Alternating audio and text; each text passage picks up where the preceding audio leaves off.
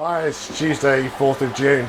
I can't believe it's been about 10 days since I did the last update, to be honest. It seems to be the story of my life at the moment is I have no idea where time goes. Several times last week I actually set about filming the fry and couldn't get the sort of footage I was after, and kind of gave up and hoped for the next day. And then it came about.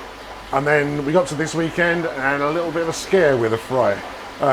They didn't show any scare or any reasons to give me a scare, but I, for some reason, did a random ammonia test. The fact they hadn't shown anything to give me cause for concern, I had to be honest, I've probably become a bit lax. I did an ammonia test and it was reading 0.5 milligrams per litre, and suddenly went into panic mode, fearing this could be doing the fry some damage. I then started putting purified tap water through, and the ammonia just wasn't going anywhere.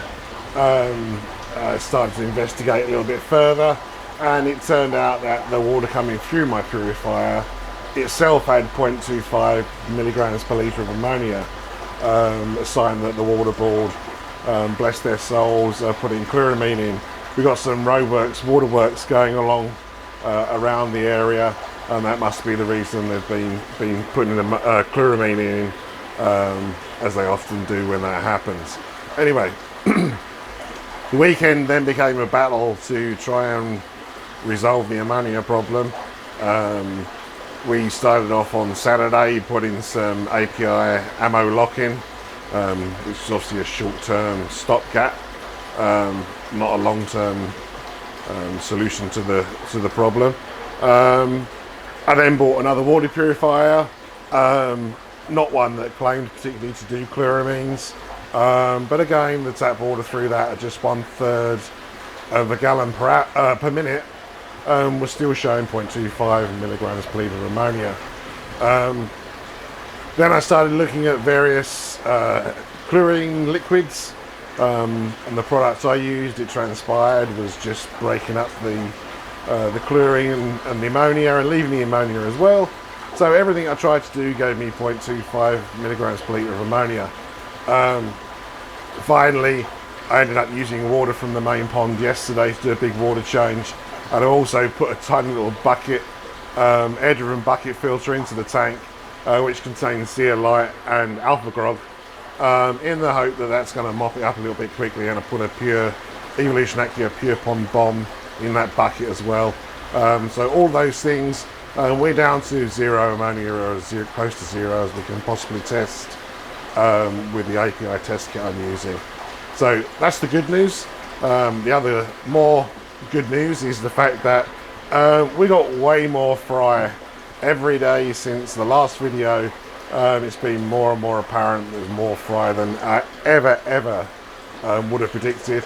If you followed on Facebook, if you follow me on Facebook, then you'll see various photographs I've posted of the fry and little video clips.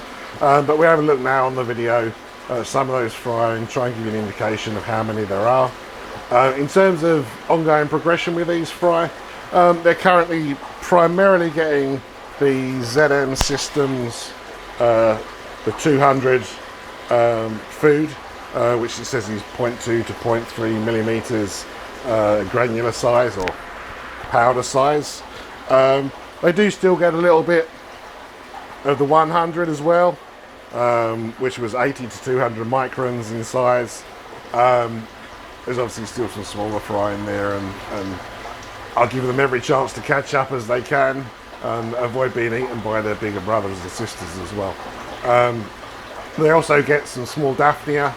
I've got 3 tanks now running outside. Set up 2 other tanks yesterday to give me 3 tanks of Daphnia growing on. And what I basically do with those is take a scoop out, sift them through the tiny culling net, which I think is 1 millimeter mesh size.